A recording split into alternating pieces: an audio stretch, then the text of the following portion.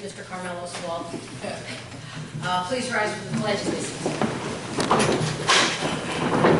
Pledge allegiance to the flag of the United States of America, and to the republic for which it stands, one nation, under God, indivisible, with liberty and justice for all.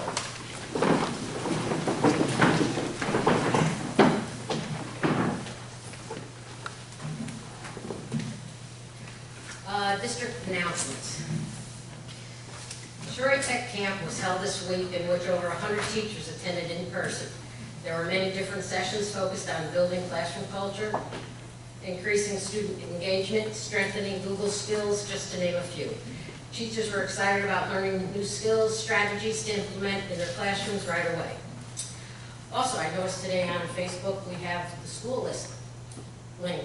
I think supplies, yeah, you know, so which is great because everybody that I meet, Price Driver says, "Can I school list?" Yes. Public input on agenda and non-agenda items. The Board of Education recognizes that it serves the residents of the enlarged city school district of Troy, New York. And so we encourage public attendance at our meetings, and we also welcome your comments. We ask that you continue to limit your comments to no more than 5 minutes so that everyone who wants to speak has an equal chance to do so. If you're unable to finish your remarks during the 5-minute time frame, you can supplement them by submitting a written statement to the board clerk. The board regrets that because of time constraints, it cannot respond during public comment period to questions raised. We know that all speakers will display courtesy and respect in their remarks that is emblematic of our Troy community, and we appreciate your input. Does anyone have anything they would like to share? Okay. Reopening plan discussion, Mr. Carmel. Okay, thank you very much. I'm going to go through verbally the plan so we can have a discussion tonight. You can certainly give feedback, ask questions, address any concerns as you listen. At the September 1st meeting, which will be our next meeting and still before the start of the school year, Dr. Watson and I will do a PowerPoint of these things and any additional things that come up. So just a quick review. A couple of weeks ago, the governor and the New York State Department of Health made a statement that they were not going to be issuing guidance to schools for reopening. The governor had other things going on, and it was a surprise to all. I mean, every communication we had up to that point, we were told it was coming. Everybody was waiting for it. So all districts, including us, were making our own plans at that time, but we were expecting some direction from the state, like we had last year. SED then said they would give their own guidance, which they did last week. And theirs pretty much, almost every section, mirrored the CDC's guidance, which came out a couple of weeks earlier, and the American Academy for Pediatrics. So we're using the SED guidance. I sent it to the board in the Friday report. It's 21 pages, but it's actually a pretty easy read. But it references the CDC almost every section throughout. Just today, I mean, she said it before today, but today she really came out and said it. The new governor, Governor Hochul, or Governor-to-be Hochul next week, has said, and actually say, I believe we'll need mask mandates for children to go back to school. It'll have to be universal and it will be statewide. So still, I don't know if that's the only guidance she's going to give, but it sounds like she's going to at least be saying that. So we'll still wait, and we're putting our plan together, again, as every district is, but we'll wait, and if there's real guidance and detailed guidance coming, then we'll follow that, obviously, as we go along. It's going to be a fluid document. Things change, the situations change locally, they change regionally, they change throughout the state and country, and as things get better and worse as far as the transmissions go, things get more restrictive and less restrictive. So it will be, as it was last year, remember, it will be a fluid document even after it gets finished. There will be no real final document because it will always be kind of up to what's going on. We've already started our stakeholder group meetings, and so I've met a couple of times already with all the administrators or the principals and directors. I've met with the leadership of the teachers union twice, meeting with them again tomorrow. Met with the nurses and met with CSEA. So we are starting to get input from everybody. Questions are being asked. We don't have answers to all of them at this point, but we are spending a lot of time discussing this and putting what's best for the Troy School District and the students and staff in Troy together in this plan. As the board already knows, we're collaborating with all the other superintendents. We meet twice a week, and then sometimes we have extra meetings. This week we had 3. I just got a text before I came here from the superintendent from East Greenbush and Averill Park, who are the 2 suburban school districts in our Questar BOCES. So we spent a lot of time collaborating, trying to figure out certain things. The specific one today was athletics, which I'll get to in a minute. Met with all the suburban council superintendents the last 2 Mondays, and we're going to continue that for the time being. Meet with the Questar superintendents weekly, twice a week, and we meet with Rensselaer County once a week, which was this afternoon, and had a good meeting with them. So a lot of, again, input and a lot of collaboration going on. Our main focus and our top priority of our plan is in-person learning. So I said that last week, our last meeting. I said it in the survey that went out. And it's something that's shared with everybody. The United States Department of Health Secretary came out and said kids need to be in school. CDC and the American Academy of Pediatrics have said kids need to be in school. If there's one thing we learned last year, and I've said a lot of times how proud we are of all the things we accomplished last year, but the one main thing we learned is kids need to be here at school. They need to be in front of their teacher, they need to be in front of other supportive adults, and they need to be here with their friends and classmates. They need the social interactions, and they learn best by being here. So all the planning we've done, all the discussions and things that I just talked about has that goal in mind, that we want to get back to in-person learning. We'll have as traditional a school year as possible. I said that last week as well. With all the health and safety protocols and layered mitigation strategies in place. That's something that everybody is talking about. Those mitigation strategies, many were in place last year, and we'll do a lot of the same ones, a lot of the cleaning and disinfecting, washing hands and hand sanitizers, and all those kinds of things will all still be in place. And the other real main mitigation strategy is going to be masks. So we are going to require masks for all students and staff. That's been a little bit of a bone of contention in some other districts. But again, if the governor, the new governor, is planning on making it a mandate statewide anyway, that should all go away. But we are planning that here anyway. It's the right thing to do, and that's for vaccinated and unvaccinated people, and it's for indoors. One of the things we learned through the SED and CDC guidance, and I actually specifically asked Rensselaer County today, was the new contact tracing rules. Everyone in this room, board and administrators, know how much time was spent last year. When we had a case in a classroom, we had to get the seating charts together. We had to figure out what the activity of that lesson was. Was there any activity? Was there up and down movement? Were kids sitting at their desk taking a test? Was there talking back and forth? Was there any group work? Any of those things? And then we had to call the Department of Health. We had to find out if the teachers were vaccinated, and then we had to contact trace everyone that was in contact with that positive case. It's a little bit more relaxed so far, at least they're saying this year. And in the CDC and SED guidance, there's actually an exception that's written. I think I can read it to you, but the gist of it is that K-12 schools will be exempt from contact tracing in a case of a close contact of a positive if the students have their masks on. So another reason to have masks be required, because again, kids need to be in school, and so if this keeps them in school, even in those cases, then that's important, obviously. We'll use 3 feet of social distance this year, when and where possible. Again, that's straight from the CDC guidance and SED. Last year it was 6. That was an issue. We couldn't fill up classrooms. The max in most classes using 6 feet was about 15 or 16. So that's down to 3 feet now, again through the guidance.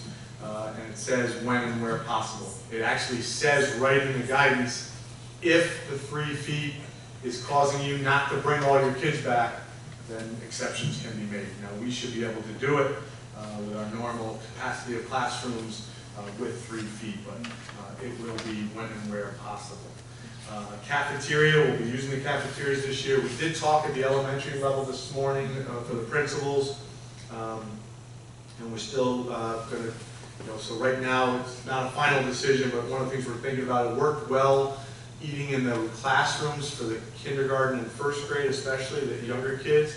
And so we are discussing whether we're going to keep that and use the cafeteria for the 2 through 5. So I'll get back to the board when that final decision is made. Masks will be worn in the cafeteria while they're going through the line to get their food, while they're going to their table to sit down. They'll only be removed while they're eating, and then students will be reminded to put their mask back on as soon as they are done eating. Transportation was a big one. That was another reason we couldn't bring all our kids back last year, because we had the buses could only be like 33% full. We're going to do our buses to full capacity. Masks will be on drivers, masks will be on the monitors, and masks will be on the students. The guidance asks us, and we will comply, obviously, windows open and the roof hatches open when the weather permits.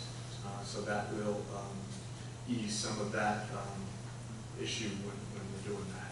CDTA has increased their runs for the high school and gotten almost all the neighborhoods except for the Brunswick, I think we call it North 40 neighborhood, having runs that go up there. But a couple of ones we missed last year because we were so late in the plan have now been added to the CDTA runs. We've gotten really great feedback about that. Remember, with the CDTA pass for the high school kids, they can use it at night to go to their jobs, they can use it on the weekends to go to their jobs, so it's really a great benefit for our students to be partnering with the CDTA. Will be one of the other mitigation strategies. People need to stay home when they're sick, when they're showing any symptoms of the COVID virus or any virus. That's students and staff. We will not be screening our students this year with the temperature checks like we did last year. Again, with every student coming in, that would take up too much of the instructional time. What we'll be doing is asking the parents to be making those checks before they send their kids to school. Don't send your student to school who is showing any symptoms or is sick in any way. For the staff, we've put those 5 questions that ask, are you sick, have you done this, have you done that? So when they badge in, they will be answering those questions as it was last year. There won't be any screening for the students at the front entrances. I already talked about the contact tracing. I'll go to vaccinations. I mean, the major tool to fight this thing is to get vaccinated. We are not and cannot, according to our attorneys, mandate vaccinations, at least yet.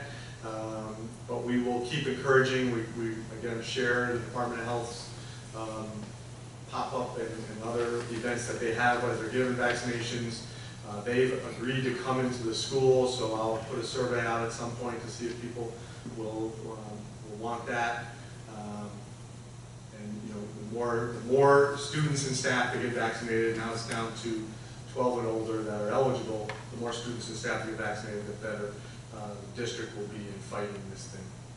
I should go back to the Rensselaer County. One of the things they also sold us today is we get the transmission colors, the codes, high, medium, low, and the red, orange, yellow, and blue I think is really low. They're going to be able to give those to us by zip code and by school district. So we'll really be able to pin down if Rensselaer County goes all the way out in the Schodack area. If Schodack has a big outbreak, there's no reason that we need to be affected by that. So they're going to be able to drill down for each area so that we can make decisions that are right for our area and not just all of Rensselaer County. They'll give us both, but they will drill down, which I thought was important. I should talk about the full remote option. So last year was a lot different. It was a lot different in every district. It was just up to the parents. It's not going to be that way this year. Again, we have, and everyone in education, I realize kids need to be in school. So the only remote option are for people that have a medical reason to need a remote option. That survey went out last week. We put a reminder out today. It closes Friday. We really don't have a lot that have answered yet. I think we're in the 20 range, about half at the secondary and half at the elementary.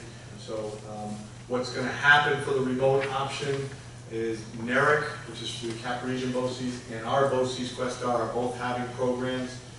For K-6, they'll have an elementary remote-only class.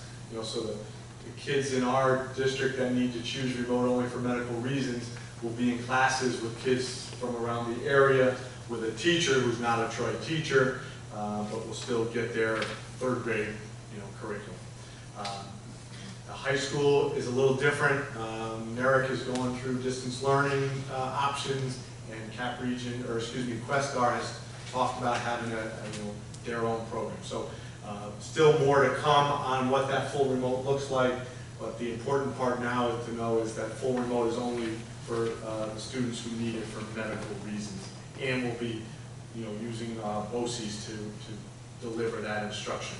And I also should say it's a full year commitment. Remember last year when we were doing it ourselves, we did a semester commitment, and quite a few people came back in February. Because we're not doing it ourselves, we're doing it with an outside BOCES group. The commitment has to be for a full year, according to how we set up that program, or how they set up that program, I should say. Athletics is one that's still a little bit up in the air.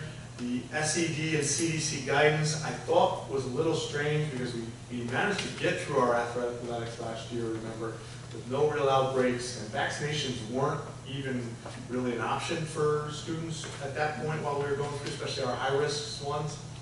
But the guidance this year says for high-risk sports, if you get in a high transmission zone, which we are right now, you cancel it or you make sure everybody's vaccinated. Now, that's a recommendation, but the other superintendents in most districts are saying right now is they're going to encourage people to get vaccinated. I think it's still up in the air. Aaron and I haven't talked to you, but I asked Anthony a couple times. And the official Gersfield memo seemed to say you can't do that. But districts are saying they're going to encourage vaccination, and for people that didn't get vaccinated, they're going to do some testing. So the athletes will get tested a couple of times a week for COVID. But that also requires parent permission. So it's still up in the air. The athletics is not as simple as it was last year. I don't know, Aaron, if you want to jump in on that? I would agree. Okay, yeah, okay. Thank you. Who's the cost of it? What's that? The cost of the test? Good question. So Rensselaer County got, the district got money through the federal money that we have, but Rensselaer, all the counties also got money. So Rensselaer County is going to, and Questar are going to help us with surveillance testing if we choose to do that. I think they'll also help us with the athletic testing. There's something called point of care testing that we're looking into as well. All these things are obviously not finalized right now, but just things that we're talking about. I kind of like the idea of the point of care testing. So last year, some of your parents didn't know this, if a third grader went down to the nurse because they had a headache or any other symptom of COVID, which was really any symptom of a sickness, they went in an isolation room and they were sent home and they had to go get tested by themselves out there, at urgent care or their own doctor or a drugstore or whatever. Pharmacy, I guess I'm calling drugstores,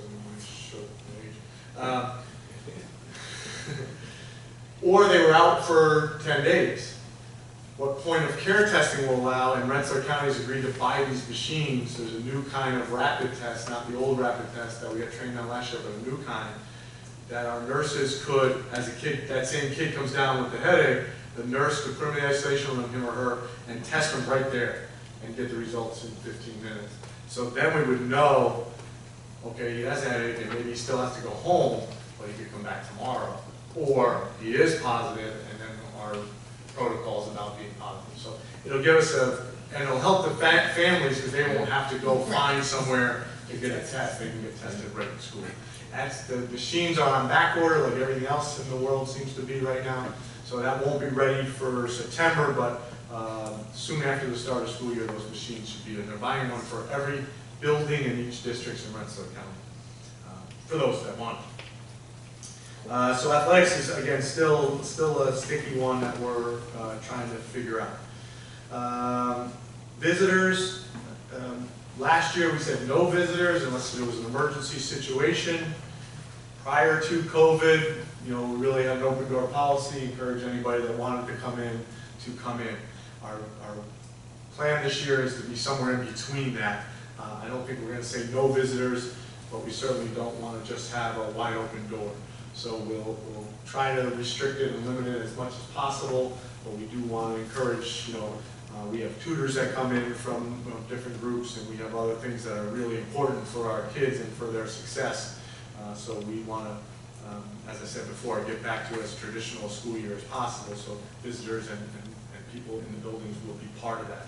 We will screen all the visitors. I said we weren't screening our kids as they were coming in, but as visitors come in, they will be screened, temperature check, answer the questions about their symptoms and all of that. And the last thing I have here is building use, because some people asked that, and again, in the idea of being as traditional a school year as possible, we will open buildings up. Mr. Reiner's called today asking about the Jellyfish Swim Group, which is a group that really benefits from us and using our pools. So we will, at least today, unless, again, if we have an outbreak in this area or across the state and more restrictions, are forthcoming, I said this at the beginning, this document will be fluid, but as of today, we will open it up and let people, they'll have to use the same protocols and practices that we're putting in through the day. And that'll go for all of our extracurricular activities and clubs and, music and sports, like I said before. Everybody will have to, adhere to all those protocols, but we will be allowing building use. I said earlier, we'll finalize the plan in the next couple of weeks, and we'll bring something to the board in terms of PowerPoint. I'm looking forward to a great school year, and really excited to be welcoming our students back in person. Yes? So if a student does test positive, will there be a remote option? Great for question. those days that they're sick? Yes, I should have had that in the opening part, so let me just write it before I answer. It's a great question. So yes, the answer is yes. Some student that gets officially quarantined through the health department, right? So they're positive themselves, or there is a contact tracing because they didn't have their mask on, or some other reason that the Department of Health says, yes, that kid and these two other kids, maybe they were eating lunch without their mask for too long or something. So anybody that's officially quarantined through the Department of Health will get a remote option, and that will be the only synchronous that we do. Our teachers did a fantastic job last year, synchronous at the secondary level, and remember School 18 was doing it all year because of their numbers. And then when we came back in February, most of the schools ended up having pockets of synchronous going on throughout the year. Our teachers really crushed it. So we won't be doing whole scale like that, but any student that's quarantined officially will be logging into their actual classroom. I've already talked to the teachers, TTA, leadership on that, and they agree. John, you said no screening at the schools for the kids. Any thought of like bus monitors screening them before they get on the bus? Well, I don't think CDTA would do it. What happened, Matt, is I don't think it ended up being, a waste of time is not the right word, but we really caught no one in that And all the screening we did all year long, we really, when I talked to the principals, there was no one that beat, wait, are you sick? The parents did a good job of keeping those kids before they got to that front door. So it really was 25, and now would be, I mean, with all kids, I guess it will be, you know, we could get some of the buses done that way, but kids that didn't get on that bus or got driven to school or walked to school or came to CDTA, I think it would be time that we can spend better that would take away from instruction. And again, it wasn't, if the parents continue to do a good job of not sending kids who have any symptoms, I think we'll be okay. Going along with what Matt said, about, how about the bus monitors? Are they going to be okay to monitor for masks on bus? Yeah, I'm gonna meet, I met with, Mara's been part of our meetings, and I'm meeting with all the drivers and monitors, I think it's next Wednesday, so we'll talk about some of that stuff. The other thing I probably should have said, both for the cafeteria and transportation, is we'll have CD charts in all those spots, so kids will know and will know if somebody does end up positive, they sit on the third seat, or they sit in the cafeteria at that table, they'll also have it, but the monitors and drivers will be responsible. There's no place you can't 3 feet apart. Yeah, for sure, very full, and that's why they told us to put the windows open and the roof attached. Yes, sir. I wanted you to go back to the thing you were saying about Mr. Reinish and the swimming pool. What is that about? Wasn't that going on anyhow?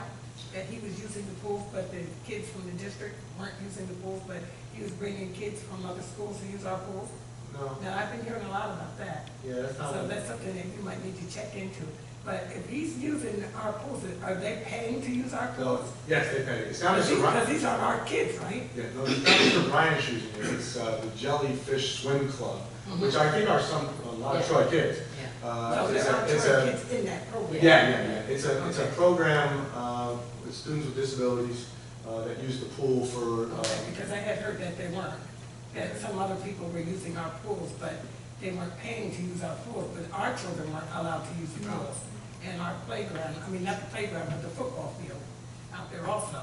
I heard something was going on that. I'll get the facts for you, and I'll make Okay. sure I fax it all, I'll text it all to you. Okay.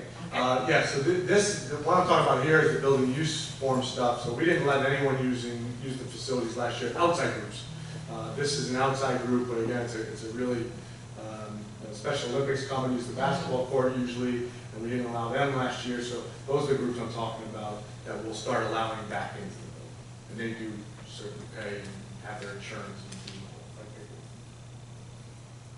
With the mask mandate, are we gonna have disposable masks available on like our buses or in the cafeteria for kids that lose them or forget them on the way to school?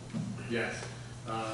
In fact, I think Matt could probably tell you for summer school, they handed out lunch every day. Yeah, we'll have those available. I thought what you were gonna ask Matt, and I started writing, but didn't say it, is mask breaks.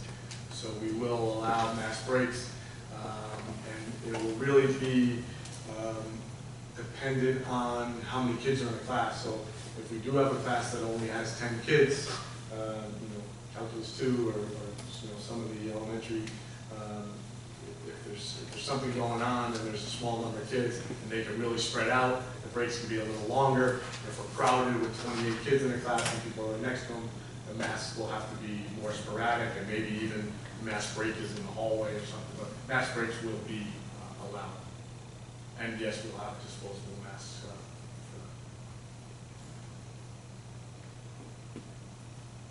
And the speech people will wear the shield. Yes. I think we have to purchase some more of those, right, Donna? The face masks, yes. I think that was the biggest complaint I heard from parents, the kids not being able to see the teacher's face, to see Smile their and stuff. smile and their approval, on their face or disapproval on their face. And I think that's the biggest, but besides the fact that kids weren't Sure. wearing the mask Yeah. at themselves. And I said, well, the teacher has to make sure they wear the mask, But I think our district is a little opposite than what's going on around us. I mean, the parents are very much in support, from what I've been getting, are very much in support of their kids wearing masks. Yeah. So I'm hoping that stays the trend right now for us. Okay, questions, anything else? Just the one piece I would add is that, one positive of this, as Mr. Carmelo said, the only in-district synchronous option for students will be those who are quarantined, but many of our parents, we actually saw rising rates of parent participation Yeah. in our committees and in a lot of school, parent conferences and things of that nature. So, we talked today about, obviously the teachers and the faculty and staff will be here, but allowing some parents that remote option actually is something we might want to continue on beyond COVID. Yeah, I shared that. We had our summer retreat last week for the Questar superintendents. And we had a full day of activities, but one of the things were, what are some positive things that came out of this pandemic? And that was the one I actually shared, and then we talked about it this morning, like Don was talking about with the principals and directors, that parent involvement ended up increasing because of the option to do our report card nights and our parent conferences and the CSE meetings and all the other things where we're asking parents to come here. They come here virtually through the Chromebook. So we'll continue that, and because obviously we want as much parent involvement as we can. So that'll be one great thing. Thank you, Don. Okay.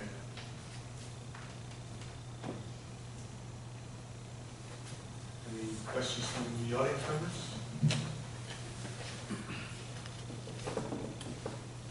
Okay. So look forward to getting the final plan to the board next meeting. Right into district goals, right? Okay. So I printed out our current goals, and I said in my Friday report that I'd like the board to consider a new goal on equity. Let me quickly go through the first four. These goals have served us well. The first is about 3 through 8 state assessments. The last couple of years have been a little bit funny with those. They didn't have them 2 springs ago. Last spring they had them, but they had them in a very limited way. They really cut them down, and there wasn't a requirement to take them, so we had very, compared to normal years, very few take it. But if you go before that, one of the things we were most proud of is the continual, steady, sustained growth we had over an 8 or 9 year period of those 3 through 8 assessments. So I think those are working really well, trying to get our 1s to 2s, 3s, and 4s, trying to get our 2s and 3s, or 2s to 3s and 4s, and really increase our proficiency rate. So I think that's really been working. As the principals, and they didn't do that last year again because of COVID, but we'll start having some of those presentations again. And they were often bragging about that. And the next one, which is suspensions and referrals and things like that, and reducing that through our code of conduct, which we had our hearing on last time, and we're keeping this year. And we've made some really great changes to that code of conduct and to make it much more flexible and much more student-friendly and proactive, much more positive. So I think that's working. Our graduation rate, how proud we are of that. We hit that 90 last year, and we want to keep going. So I think that one's a great one. Improving attendance was a new one we added, and with COVID, that gets a little bit skewed, but chronically absent students that have missed more than 10% of the school year, research is clear that those are the students that struggle academically, and so we want to reduce that as best we can. And again, last year was tough with the remote and in person and all the pandemic things that we had going on, but I think it's still a very worthwhile goal to keep in there. So those are the 4 that we've had, and I would encourage us to keep those. I think they've served our students well. The other one is the equity in opportunities and outcomes. So we've had the equity committee that was meeting all year. We've had some trainings that some board members have been part of, and some administrators and also staff and faculty throughout the year. One of the things the equity committee looked at was the Board of Regents framework on diversity, equity, and inclusion, and they also have a culturally responsive, sustaining education framework. That framework has 4 principles in it. Those principles I don't have written here, but they are a welcoming and affirming environment, high expectations and rigorous instruction, inclusive curriculum and assessment, and ongoing professional learning, all tied to equity. So this is just my intent. I mean, certainly says draft right on top of it. I wanted to bring it to the board for discussion, but this is my attempt to include the SED framework to show that that's what's going to guide us. So I wrote, guided by the New York State Board of Regents framework on diversity, equity, and inclusion, as well as the New York State Education Department's closely responsive sustaining education framework. Equity and opportunities and outcomes will be improved for all students throughout the district. So what we did last year, and we're planning on continuing through Dr. Watson's office, and I'll let her add to this once I start, but each building and department had an equity improvement goal, and we called it our equity improvement cycles, and so we'll do, some of them will keep the same goal if they made little progress but not enough, or not enough to their liking. Some will have brand new goals, but through those building or department goals, that would be improving our equity and opportunities and outcomes throughout the district. So, Dr. Watson, I don't know if you want to give a few examples of some of the goals that we did last year. Is that how it's going to be measured through the goals, correct? Through those cycles, Okay. yeah. So it's hard to. So yeah, let me just answer that. Yeah, no, I'll get to it. So, it's a great question, Tom, because the other four are very measurable. Right. They're what they call SMART goals, right? So the measurable piece and timely and all of that is really important. This one, because there's so many different goals throughout the district, the goal will be that, and remember, these go in every classroom across the district, so I thought it was important for the message to be that the board is supporting this, the district is supporting this, but the measurable piece will come from the individual goals. So what we had the principals and directors, so every principal of every school and every director of each department had to identify an area of inequity. So it was a metric. So it might be, a lot of them used like their level 1 indicators for ESSA, so like the federal accountability. So one building might have been chronic absenteeism. I know School 18 identified reading comprehension for Hispanic students, which was a subgroup that was underperforming. And so there was an actual, number associated with that, and the improvement cycle was to lead to an improved number. The high school focused on, it was graduation rate for multiracial was the subgroup that was identified. So there was a rate, and then the end of year goal was to improve that rate. So each person had to identify an area of inequity, what the goal was going to be and what the metric was going to be to measure it. So it was all measurable. I'm trying to think. We shared those with the equity committee throughout the year. I'm looking, I know School 14 did rigorous instruction for remote learners, and that was, a challenge at the time. It was before we were one-to-one, and I know Mrs. Cloutier and Mr. Russi were really concerned about students, remote learners having equitable access to classes, the curriculum, and a stable internet connection and all of that. So they worked really hard to kind of measure that throughout the year to make sure that that was more equitable by the end. And so Our district office goal was to recruit a more diverse faculty. So we have diversity in our leadership team, we have diversity in our staff, but our teaching force can definitely improve quite a bit in terms of diversity. So that was our district level goal. The special ed goal was around disproportionate suspension of male Black students at the middle school. That was something with disabilities. That was an area that Ms. Fitzgerald identified, and Mrs. Hipwell, got on board with that at the end. So what we're doing next, a week from Monday, we have our first, full administrative council meeting where we'll have every administrator there. So we'll be looking at those goals. Did we achieve it? Yes or no? What was the metric? Where did we land? And then we'll begin to talk with folks about where they're going to set their equity target for this year. So it's really distributed, which you can't really say, okay, everybody will improve by 5% because people have all different metrics. But at the end of the day, we have all these areas that are more equitable throughout our buildings and departments. So it really is moving us forward as a district in a real measurable way.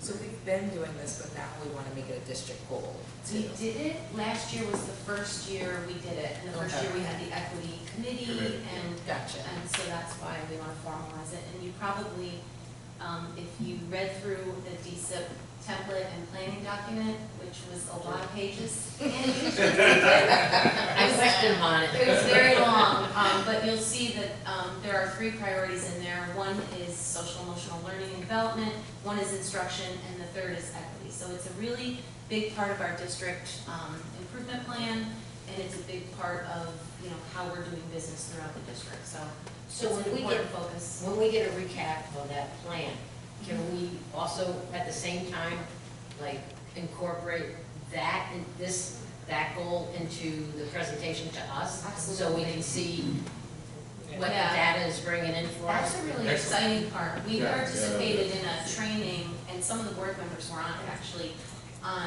it was a diversity, equity, and inclusion training, it was statewide. And so some of the folks here were on the training, and as the different participants started speaking, we talked about our equity improvement cycles, and then the whole training shifted to Troy. Tell us about those. What are those? How did you do those? And then I must have gotten 5 emails after the training was over. Can you send me those? How did you start those? Where did you get those ideas? And so it really is an exciting part, so absolutely we can include Yeah, that. it will be part of, as we report on all of the goals, it will be part of that. It's not perfect, but it's a good start. That was quite a Well, you're report. measuring it. It's- I mean- It's measurable, so you can see the progress. Feedback on 5, you think we I like it. captured it there? I like Yes? it. Yeah, I like it. Again, it's simple, but it sends the message that it's important and to us, and the measurable part will come through the other pieces. Okay? Thank you.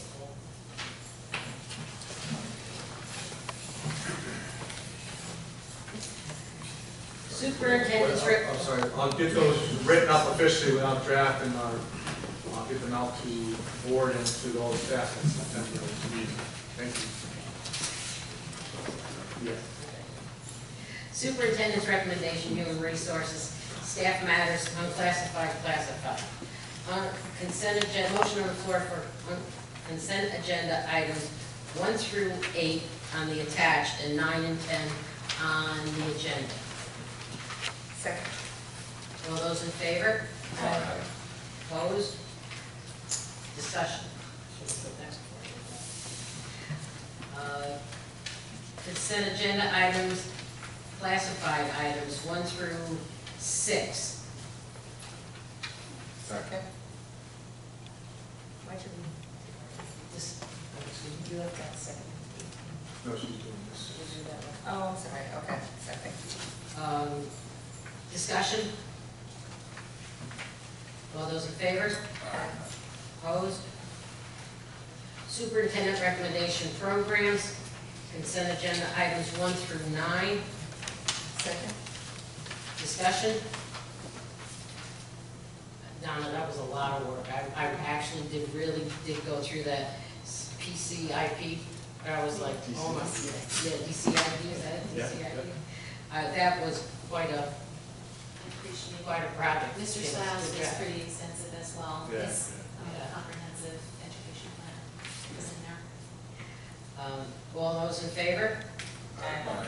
Opposed?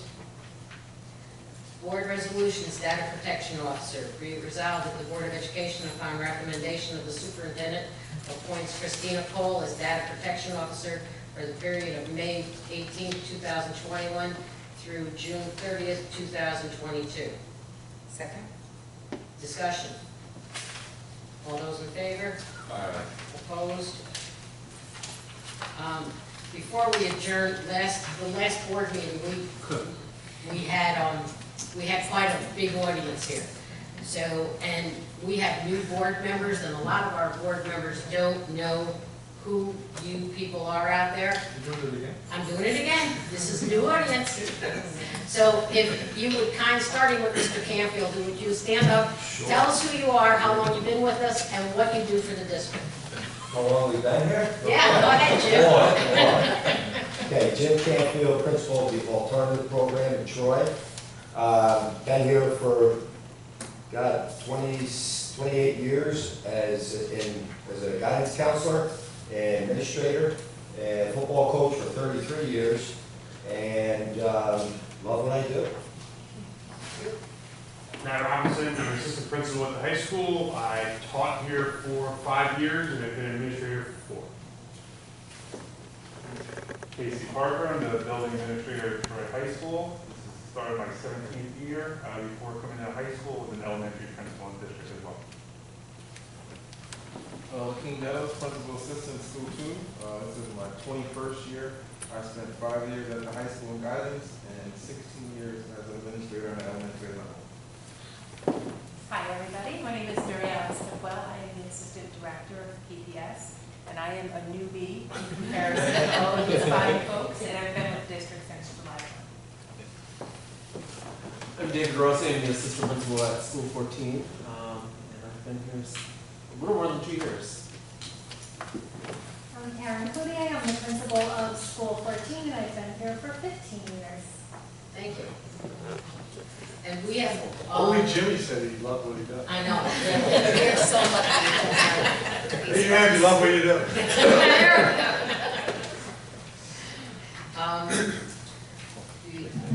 All meetings will take place at TMS at 6 o'clock. Next meeting, September 1, September 15th, and October 6th. Before we adjourn, did anybody think about going to the convention? Is anybody signing up to go to the convention? Most have answered no at this point. Okay. I mean, I was talking to Matt and Tom, but everyone was really still considering it. Just let Teresa know, are you putting some rooms, reserving some rooms? I need to know if the rooms depend on the registration for the actual conference. Okay, so you have to You have to register. register to get the link to the. Okay. I mean, you know, I was saying to Matt, one of the best parts of the conference is when we're all together. I know. And, you know, some team building stuff that we all do. But But this is a the tough conference year. in New York is still good, so if Matt and Tom, we want to go, we can. Okay, just let have a Teresa know smaller as version of it. soon as possible. And next year, I think, is in Syracuse. Oh, really? I think so, yeah. All right, I'm welcome to share. Also, committees. Before we go, and as far as administrators that want to go, and that's your call, but. Yeah. We'll talk about it tomorrow.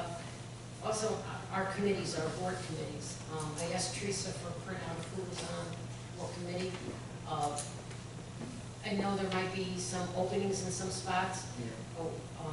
We'll see where it is, and then I'll put it out to the board to see if somebody's Want to interested. put it in the Friday report, or? Yeah, maybe. You want to do it in September? Yeah, let's put it in the Friday report, just so we can see, because I think we lost one on policy and on audit, and Audit we did. on,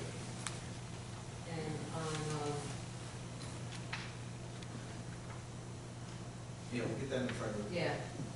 So if there's somebody interested in getting on a committee, you know, maybe somebody might want to get off a committee too. So. Okay.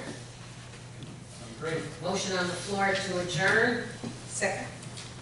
discussion. All those in favor? All right. Opposed? Thank you, everybody. Thank you.